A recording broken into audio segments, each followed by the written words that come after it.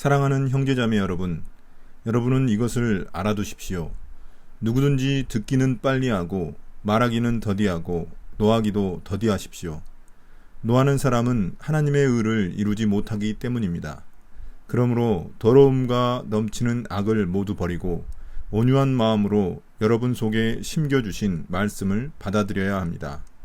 그 말씀에는 여러분의 영혼을 구원할 능력이 있습니다. 말씀을 행하는 사람이 되십시오. 그저 듣기만 하여 자신을 속이는 사람이 되지 마십시오.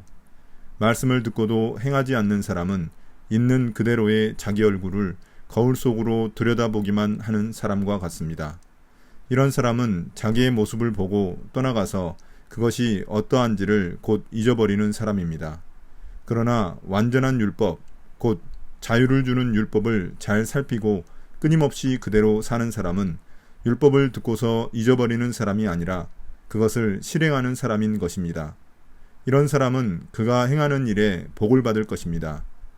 누가 스스로 경건하다고 생각하면서도 혀를 다스리지 않고 자기 마음을 속이면 이 사람의 신앙은 헛된 것입니다.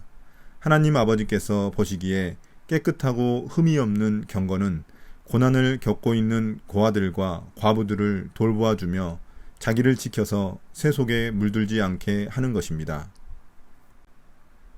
1장 19절부터 27절에 대한 개괄적 설명입니다. 아래 표와 같이 앞서 12절부터 18절이 시험과 지혜에 대해 다루었다면 19절부터 27절은 믿음의 행위에 대한 설명을 하고 있습니다. 세부적으로는 19절부터 21절이 말에 대한 것이라면 22절부터 25절은 행위에 대해서 다루고 있습니다. 26절부터 27절은 이 단락의 결론으로서 진정한 믿음의 행위가 무엇인지 보여주고 있습니다. 먼저 19절부터 21절입니다. 사랑하는 형제자매 여러분, 여러분은 이것을 알아두십시오. 누구든지 듣기는 빨리하고 말하기는 더디하고 노하기도 더디하십시오. 노하는 사람은 하나님의 의를 이루지 못하기 때문입니다. 그러므로 더러움과 넘치는 악을 모두 버리고 온유한 마음으로 여러분 속에 심겨주신 말씀을 받아들여야 합니다.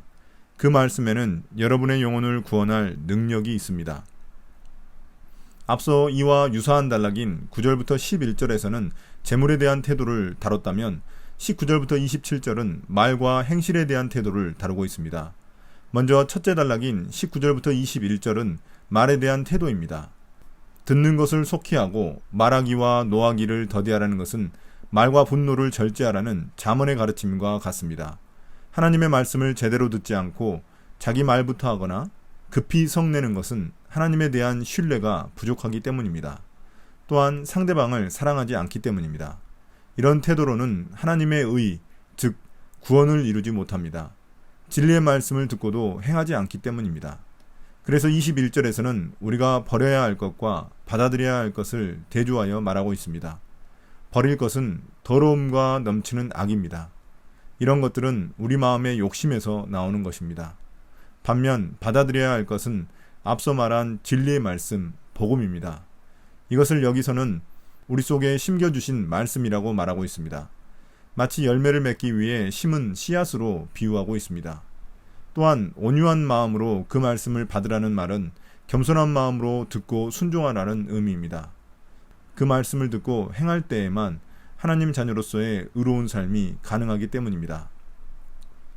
22절부터 25절입니다. 말씀을 행하는 사람이 되십시오. 그저 듣기만 하여 자신을 속이는 사람이 되지 마십시오. 말씀을 듣고도 행하지 않는 사람은 있는 그대로의 자기 얼굴을 거울 속으로 들여다보기만 하는 사람과 같습니다. 이런 사람은 자기의 모습을 보고 떠나가서 그것이 어떠한지를 곧 잊어버리는 사람입니다. 그러나 완전한 율법, 곧 자유를 주는 율법을 잘 살피고 끊임없이 그대로 사는 사람은 율법을 듣고서 잊어버리는 사람이 아니라 그것을 실행하는 사람인 것입니다. 이런 사람은 그가 행한 일에 복을 받을 것입니다. 21절에서 말씀을 받아들이라는 것은 22절에서 말씀을 행하는 것으로 표현됩니다. 그냥 말씀을 듣기만 하고 행하지 않는 것은 자신을 속이는 일과 같다고 말합니다. 이것을 거울을 비유로 들어 설명하고 있습니다. 거울로 얼굴을 보고 더러운 것이 있으면 지우기 마련입니다. 그런데 거울을 보고 더러운 것을 발견했음에도 불구하고 아무런 행동을 취하지 않고 지나친다면 그것은 곧바로 자신의 모습을 잊어버리는 것과 같습니다.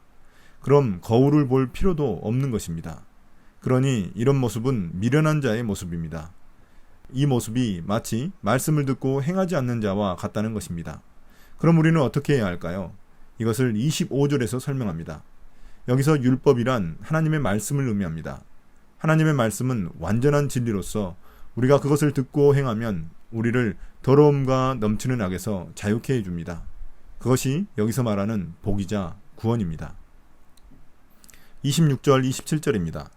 누가 스스로 경건하다고 생각하면서도 혀를 다스리지 않고 자기 마음을 속이면 이 사람의 신앙은 헛된 것입니다.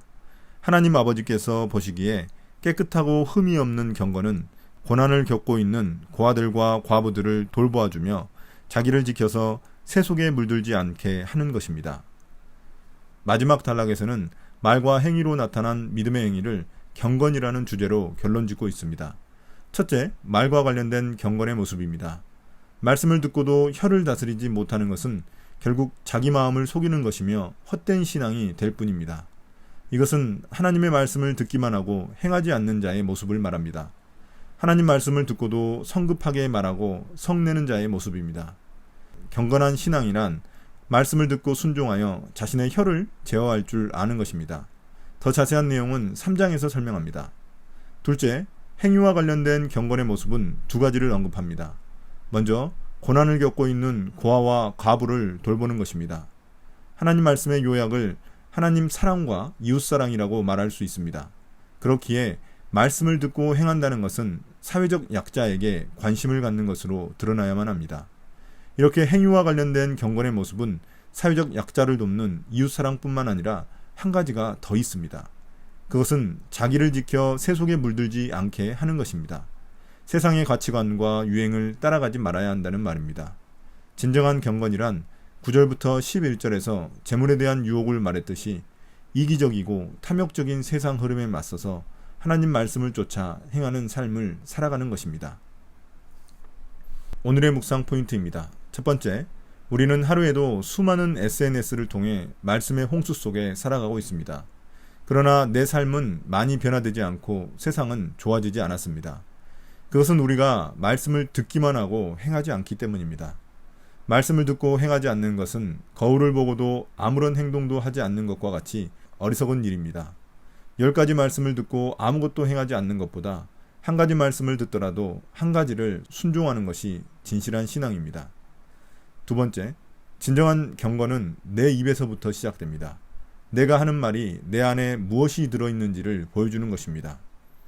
내 마음에 더러운 옷을 벗어버리고 주님의 말씀으로 새롭게 옷 입어야 합니다.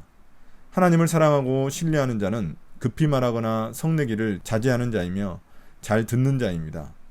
오늘 내 말을 자제하고 상대방의 말을 경청해 봅시다. 나의 기도입니다. 주님, 수많은 하나님의 말씀을 듣고 전하기도 하지만 제 삶에서 실천하기는 더딘 것 같아 부끄럽기만 합니다. 제 안에 있는 더러움과 악을 벗겨주시고 말과 행실에서 하나님 보시기에 깨끗하고 흠이 없는 경건한 자가 되게 도와주세요. 거울을 보고도 더러운 것을 제하지 않는 어리석은 자가 되지 않게 도와주세요.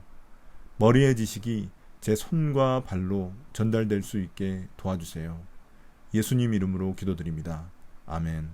오늘 묵상을 마치겠습니다. 감사합니다.